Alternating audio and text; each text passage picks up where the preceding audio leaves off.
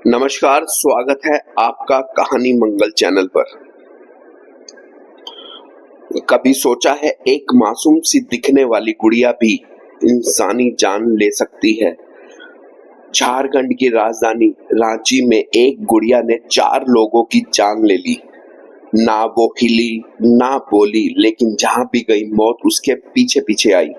एक बच्ची की हंसी कब चीख में बदल गई किसी को पता नहीं चला। उस गुड़िया का नाम था चमेली, और आज भी कहा जाता है रात के अंधेरे में वो खुद चलती है और इंतजार करती है अपने अगले शिकार का। तो सुनिए कहानी मंगल पर आज की कहानी, रांची की शापित गुड़िया जिसने 4 लोगों की जान ली। रांची के एक पुराने मोहल्ले मोहरादाबादी में एक पुराना कोठा है। मटमैली दीवारें, धसी हुई खिड़कियां और एक ऐसा सन्नाटा जो दिन में भी डर पैदा कर देता है। कहते हैं वहां आज भी एक गुड़िया खुद रोती है और जिसकी चीख सुन ली वो जिंदा नहीं बचता। 2021 की सर्दियों में रविंदर अपनी पत्नी माया और बेटी सुमन के साथ रांची शिफ्ट हुआ। शहर में नया था, पर माया को पुराने सामानों से लगाव था। एक दिन वो कैंप रोड की एक पुरानी एंटीक दुकान पर गई। वहां उसे एक बेहद खूबसूरत गुड़िया दिखी। लाल रंग का जोड़ा, काले घुंघराले बाल और कांच जैसी चमकदार आंखें। दुकान वाला राकेश बोला, मैडम इसे मत लीजिए, ये रह गई है कई सालों से, सब डरते हैं इससे। माया हंस पड़ी, डरते हैं गुड़िया से, और 500 रुपए में उसे खरीद लाई। पहले दिन ही गुड़िया सुमन के बेड पर रखी गई। रात को सुमन चीखी, मम्मी किसी ने मेरे बाल खींचे हैं।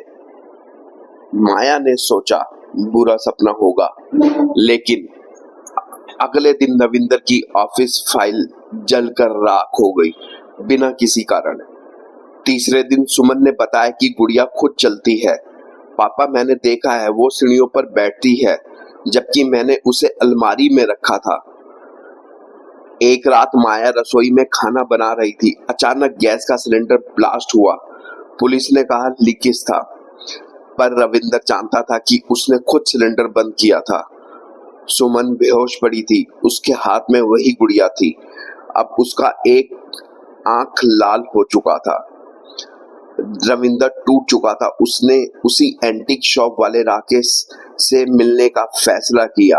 राकेश ने बताया ये गुड़िया चमेली नाम की एक लड़की थी जो 1962 में अपने ही परिवार द्वारा जिंदा जला दी गई थी। उसकी आत्मा इस गुड़िया में बस गई है। उसके बाद जिन जिन घरों में गई वहां मौत हुई है। 4 अब तक मर चुके हैं, आपने 5वीं गलती की है। रविंदर के चेहरे पर हवाइयां उड़ने लगी। घर में बूढ़ी नौकरानी गीता कुछ दिनों से अजीब हरकतें कर रही थी। एक रात वो बाथरूम में चिल्लाती हुई मरी पाई गई।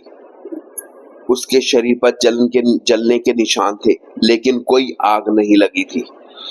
सुमन फिर बोली, पापा चमेली को गीता अच्छी नहीं लगती थी।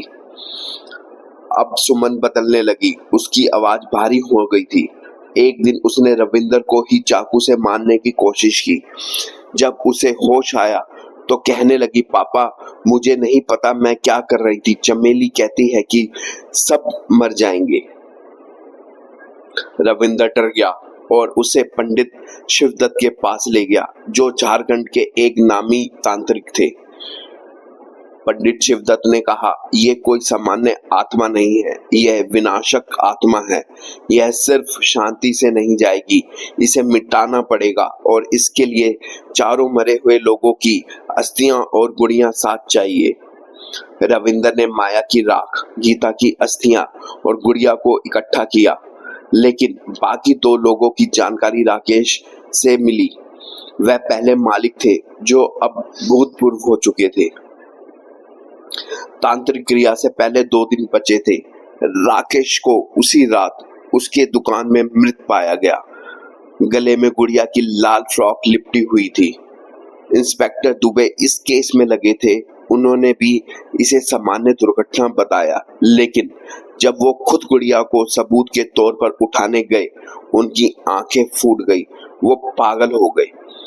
अब चारों मौतें पूरी हो चुकी थी। शिवदत्त ने तंत्र क्रिया के लिए रांची के बाहर एक पुराने शमशान में यज्ञ रचा। सुमन को बीच में बिठाया गया। चारों मृतकों की अस्थियां और गुड़ियां अग्नि के चारों ओर रखी गई। यज्ञ शुरू होते ही हवा जोरों से चलने लगी। सुमन चीखने लगी, उसकी आंखों से खून बहने लगा। गुड़िया अपने आप उठी, हवा में तैरने लगी।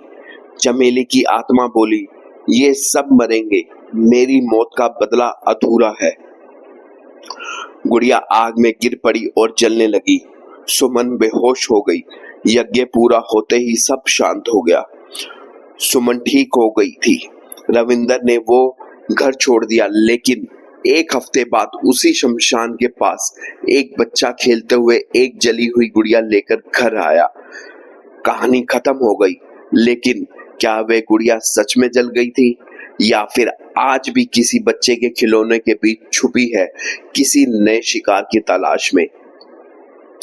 रांची की उस कोठी में आज भी रात के तीसरे पहर चीखें सुनाई देती हैं। कई लोग कहते हैं वो गुड़िया अब भी हंसती है, लेकिन उसकी हंसी में मौत की गूंज होती है। आपका क्या मानना है? क्या आत्माएं सच में खिलौनों में बस सकती हैं? अपनी राय जरूर दीजिए, और अगर आपके पास भी है कोई ऐसी रहस्यमय या डरावनी कहानी तो हमें भेजिए। हो सकता है अगली कहानी आपकी हो। मिलते हैं कल कहानी मंगल पर, जहां डर सिर्फ कहानी नहीं, एहसास बन जाता है।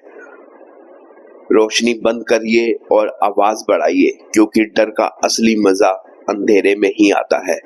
वीडियो देखने के लिए धन्यवाद। हमारे चैनल को लाइक और सब्सक्राइब जरूर कीजिए।